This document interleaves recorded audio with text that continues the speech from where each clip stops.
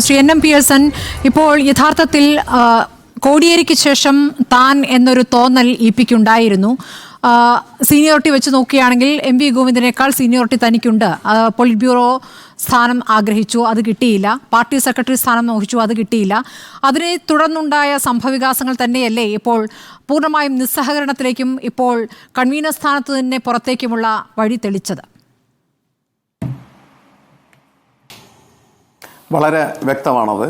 കാരണം നമ്മൾ ഈ ചർച്ചയിൽ പ്രധാനമായിട്ടും പറഞ്ഞത് അദ്ദേഹത്തിൻ്റെ ക്യാരക്ടർ ട്രേറ്റ്സ്, സ്വഭാവ സവിശേഷതകൾ കൊണ്ടാണ് അദ്ദേഹം ഇത്തരത്തിൽ അപകടത്തിലെത്തിയത് എന്നാണ് പലരും സംസാരിച്ചത്. അത് ശരിയല്ല.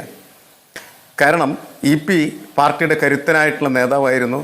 ഒരു തെറ്റുമില്ലാത്ത രീതിയിൽ പാർട്ടിയുടെ പരിപാടികൾ എന്തൊക്കെയാണോ അത് സംഘടിപ്പിക്കുകയും അത് കൃത്യമായിട്ട് ലക്ഷ്യസ്ഥാനത്തെത്തിക്കുകയും ചെയ്തിരുന്ന കരുത്തനായിട്ടുള്ള നേതാവായിരുന്നു അദ്ദേഹത്തിന് ഇടർച്ചകൾ ഉണ്ടായിരുന്നില്ല ഒരു പ്രത്യേക കാലഘട്ടത്തിൽ.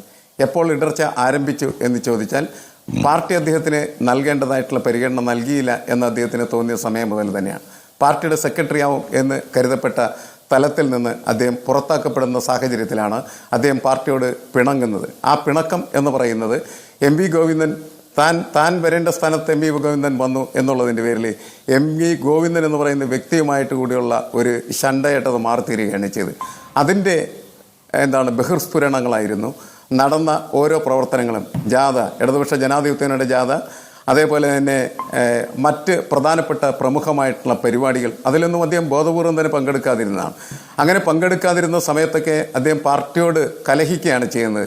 അദ്ദേഹം കലഹിച്ച ആ രീതികൾ എന്ന് പറയുന്നത് മറ്റ് ഒരു നേതാവും കലഹിച്ച രീതിയിലായിരുന്നില്ല എന്ന് മാത്രമേ ഉള്ളൂ. പക്ഷേ അത് കലഹം തന്നെയായിരുന്നു. ആ കലഹത്തിൻ്റെ ഒരു പര്യവസാനമാണ് ഇപ്പോൾ നമ്മൾ ഈ കാണുന്നത്. അതുകൊണ്ടാണ് ഞാൻ പറഞ്ഞത്, കഴിഞ്ഞ സെക്രട്ടേറിയറ്റ് തീർച്ചയായിട്ടും വളരെ പ്രമുഖമായിട്ടുള്ള ചൂണ്ടുപലകയാണ്. പലരും ചൂണ്ടിക്കാണിക്കുന്നത് പോലെ അല്ല അത് സംഭവിച്ചത്. അതിശക്തവും രൂക്ഷവുമായിട്ടുള്ള ഒരു വാഗ്വാദമായിരുന്നു ഗോവിന്ദൻ മാസ്റ്ററും അതേപോലെ തന്നെ പി ജയരാജനും തമ്മിൽ അവിടെ നടന്നത് എന്നാണ് ഞാൻ മനസ്സിലാക്കിയിട്ടുള്ളത്. അതിൻ്റെ ഈ നേരത്തെ സ്മൃതി സൂചിപ്പിച്ച ആ കാര്യത്തിൻ്റെ ഒരു പരിണിതിയാണ്. കാരണം അദ്ദേഹത്തിന് അർഹമായിട്ടുള്ള സ്ഥാനങ്ങൾ പാർട്ടി നിഷേധിക്കപ്പെട്ട സമയത്താണ്, അല്ലെങ്കിൽ പാർട്ടിയിൽ നിഷേധിക്കപ്പെട്ട സമയത്താണ് അദ്ദേഹം പിണക്കം ആരംഭിക്കുകയും ആ പിണക്കങ്ങളാണ് ഇത്തരത്തിൽ അവസാനം അദ്ദേഹത്തെ എത്തിച്ചേർന്നിരിക്കുന്നത് എന്നുള്ളതാണ് പ്രധാനപ്പെട്ടത്. പാർട്ടിയെ സംബന്ധിച്ചിടത്തോളം അങ്ങനെ പിണങ്ങുന്ന ഒരു നേതാവിനെ എങ്ങനെ ഇണക്കുകയും അതുപോലെ പാർട്ടിക്ക് ഉപയോഗിക്കുകയും ചെയ്യേണ്ടതാണ് എന്ന് പരിശോധിക്കുന്നതിൽ പാർട്ടിക്ക് പറ്റിയ വലിയ വീഴ്ച ഇതിനകത്തുണ്ട്. ജോർജൊക്കെ പറഞ്ഞ പോലെ ഇതൊരു പാഠമാകുന്നത് ആ പാഠം കൂടി ഉൾക്കൊള്ളുന്നതിൻ്റെ അടിസ്ഥാനത്തിലാണ്. ആളുകളെ പുകച്ച് പ്രത്യാടിക്കലോ വെട്ടിമാറ്റലോ മാത്രമല്ല പാർട്ടി പ്രവർത്തനം എന്ന് പറയുന്നത്.